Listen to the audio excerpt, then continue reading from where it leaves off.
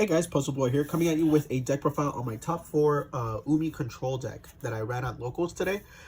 This deck is so good. I don't really want to waste too much time because there is a lot of talking. There is a spicy tech in here that I adore. The deck is not complete. I am still missing one card, but there's no proxies. This is the deck that I took to locals, and once that card comes in, I'm pretty sure the deck will get even better. So, like always, if you guys already know what the cards do, there will be a deck image down below, so you guys can just click on that. The only thing I ask is just to leave a small like or a comment if you have any questions on how cards work. So, to get started with the deck profile, I am running 3 Ocean Dragon Lord Kairyu-Shin. This card is essentially your boss monster of the deck. It's a Gozen match on legs when Umi's face up on the field. You can, excuse me guys, I'm kind of getting over a cold. Each player can only control one face-up non-water monster. Obviously, that's not going to be a bother to you because all your monsters are water, but it is going to be a bother to your opponent because they can only control one water and one non-water. So, in my tournament, I faced, I believe, like 2 tiers.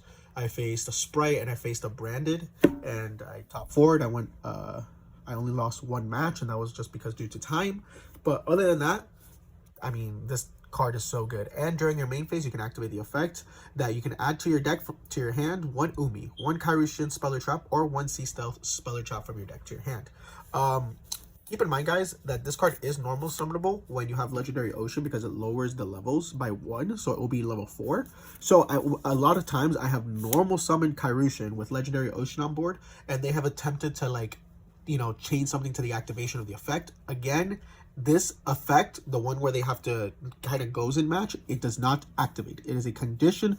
A lot of people attempted to Veiler this card, and I was like, okay, that is fine. But as soon as it touches the board, it doesn't activate. It's a condition they have to choose. So this deck is really good going first or going second. That's what I really liked. And honestly, I didn't feel like playing a D-Shifter deck.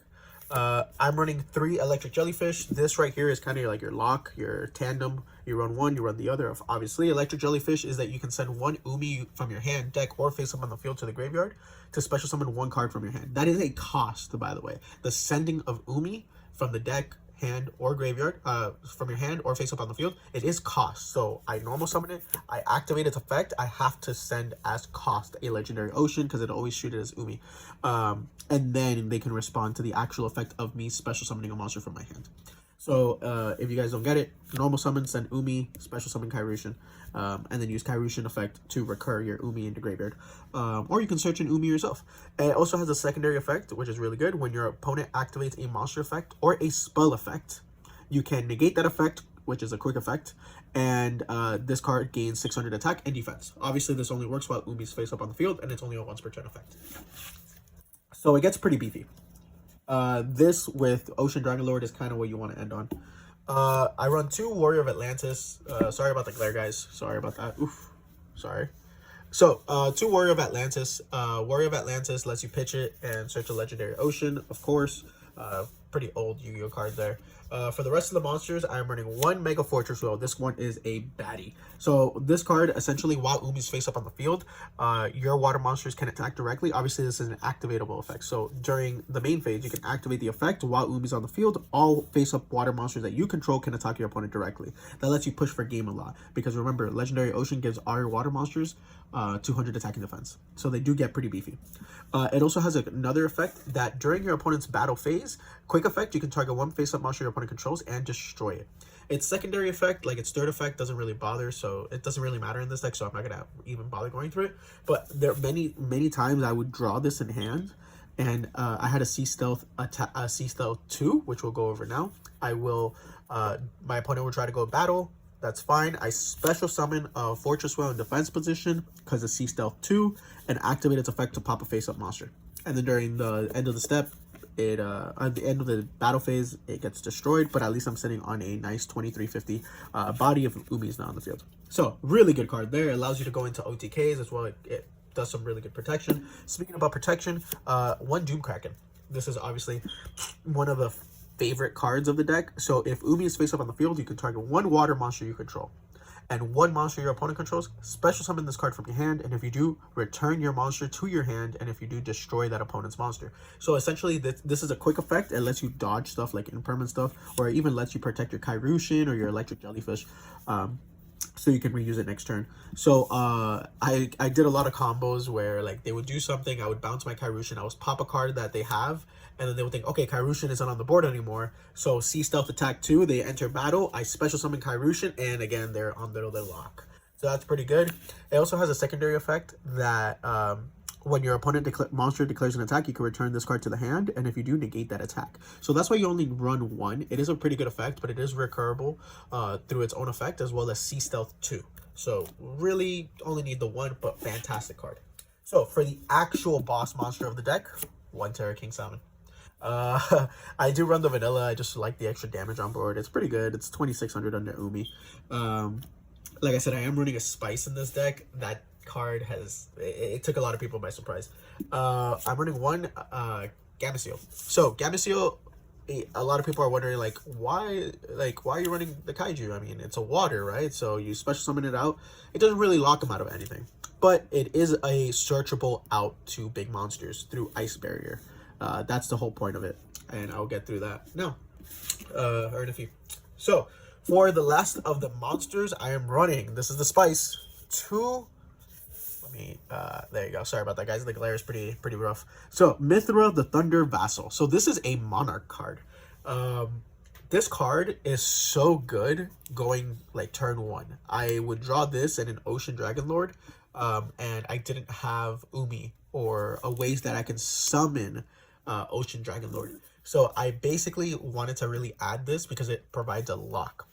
But you guys might be asking, well, what's the lock? So if we read Mithra here, it says, if this card is in your hand, you can activate this effect. Special summon monsters from your... You cannot special summon monsters from your extra deck the turn you activate this effect. You special summon this card, and if you do, you special summon 1 Vassal token, which is a Thunder type light, level 1 attack, 800 attack, and 0 defense.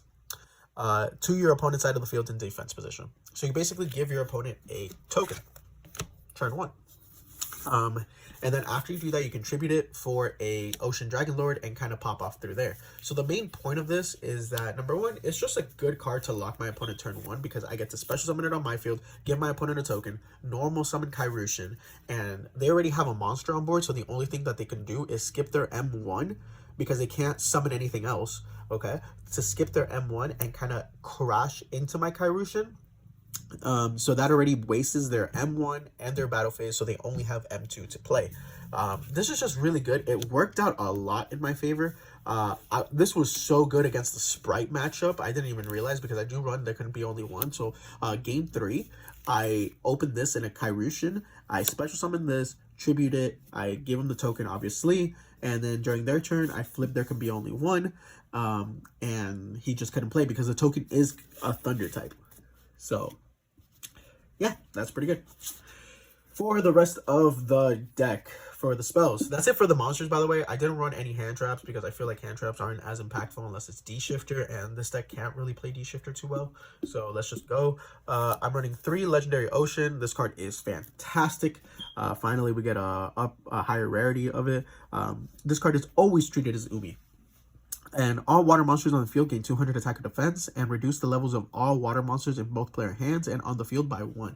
That has gotten people in trouble so many times with sprites. So sprites, you remember that they're they do their frog plays or whatever. Yeah, that's all fine. That's all fine and dandy. Yes, they can play through Kairyu-Shin because they're all water, cool, whatever. They're nimble stuff, but they can't do anything because they're level 1. So yeah, they kind of lock themselves out that way. That pissed that Sprite player off. Honestly, he didn't even give me a handshake. 2C Stealth 2. This card is phenomenal. So this card, it becomes Umi while on the field or in the graveyard, and your opponent cannot target water monsters on you control with non-water monster effects. So that's really good. At the start of the battle phase, you can special summon from your hand or graveyard 1 monster that mentions Umi or 1 water normal monster in defense position but destroy it during the battle phase. So that's kind of where stuff like battle phase, Mega Fortress happens. You know, you can just bring this back or summon it from the hand and use its effect to pop a card, pop a monster, or you could even get one of your Kairyu-Shins from the graveyard, and once the Kairyu-Shin is summoned successfully, obviously, its condition activates, because this is on the field and this is considered Umi, so they do have to pick. I mean, it does get destroyed during the end phase if you don't have C Stealth Attack 1, but still pretty good. Honestly, I would even consider running it at 3, but I find 2 to be the perfect number because I do run 2 Warrior of Atlantis, 3 Legendary Ocean, and 2 Sea Stealth Attack 2.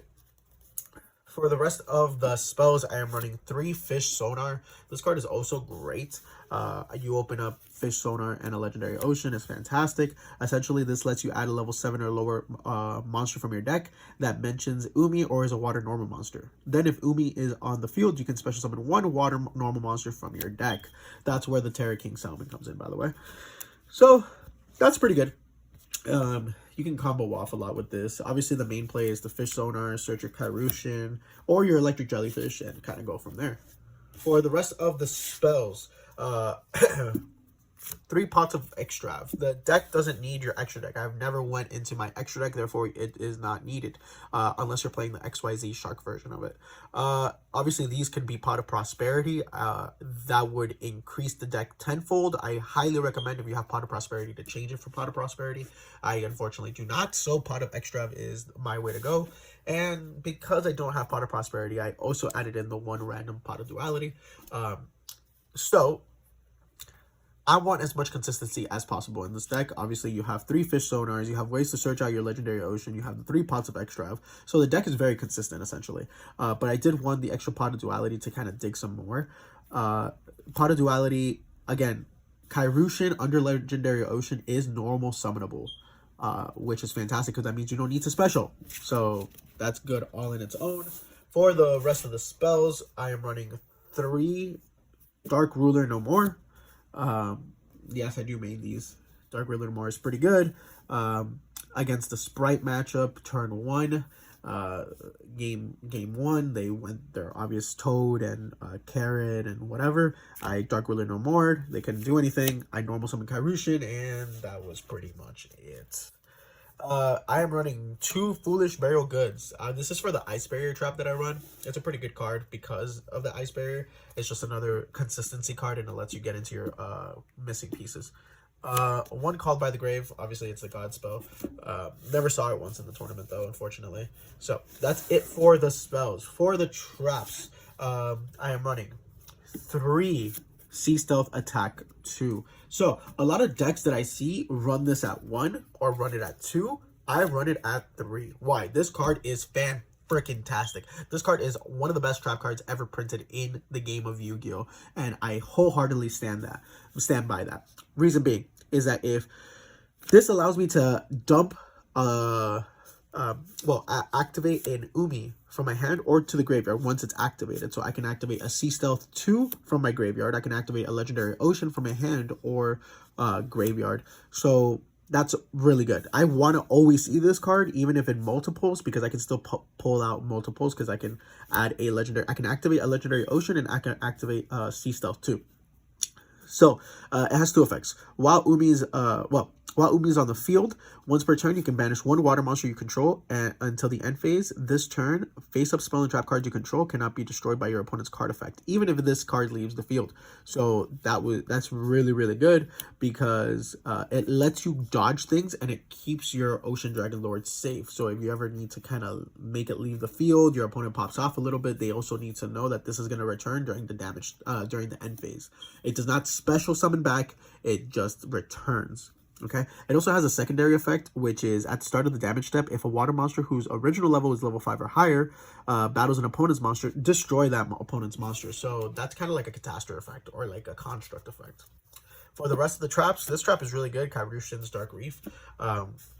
It's fantastic. Essentially, it's the whole combo is these 2 cards right here. So this lets you send a face-up Umi you control to the graveyard and then special summon 2 monsters with different names from your hand or deck that mention Umi or are water normal monsters in defense position. So it lets you set up your boards and your OTKs with Mega Fortress Will and Doom Kraken. And then it also has the added effect that if your opponent controls a monster, when you activate this, you can then special summon a water normal monster, a level 6 or lower water normal monster from your hand or deck. So the whole combo with this is that you have these two sets, right? And then you activate Kairyu-Shin, sending your legendary ocean to the graveyard, and then you chain Sea Stealth Attack to activate it again. Therefore, you don't miss a beat in your like controlling of the board. And for the rest of the traps, I am running 2 Ice Barriers. This card is really good. It basically lets you search your Ocean Dragon Lord or your Kaiju. So it has an effect, obviously, when your opponent declares an attack involving an opponent's monster, change that opponent's monster to attack to 0 and negate its effects. Also, it cannot change its battle position. So you can do that during damage calc, and I did do that a lot during damage calc. And then it has a second effect in the graveyard that you can banish this card from your graveyard, send 1 level 5 or higher water monster from your deck to the graveyard, then add 1 water monster from your graveyard to your hand. So essentially lets you send the Kaiju or the Ocean Dragon Lord from your deck to the graveyard and then add it back to your hand. So you can't really draw this, so if you're under draw, this still works in the graveyard, obviously. It's pretty good. And for the rest of my Floodgate traps, I am running 3. There can be only 1. I really wanted to main deck this card because obviously it's really good. Against the tier matchup, not so much, but it still kind of annoys them. But they can play around it, obviously. And Sprites, this won me the game. Branded, they can play around it as well. Honestly, this card wasn't phenomenal, but it's still pretty good because I can protect it with Sea Stealth Attack too. So guys, this video is getting kind of long, but that's pretty much it for my extra deck. It didn't matter. Just run random 15 cards. And for my side deck, it wasn't even complete. I just ran 3 Ash Blossoms, and that's pretty much it. The deck piloted really well. The card that I was missing, by the way, is Maiden of Aqua. Once that card comes in, I'm going to probably maybe change up the deck and obviously add it into the deck. So guys, please like, rate, comment, and subscribe, and let me know if you have any questions. See ya.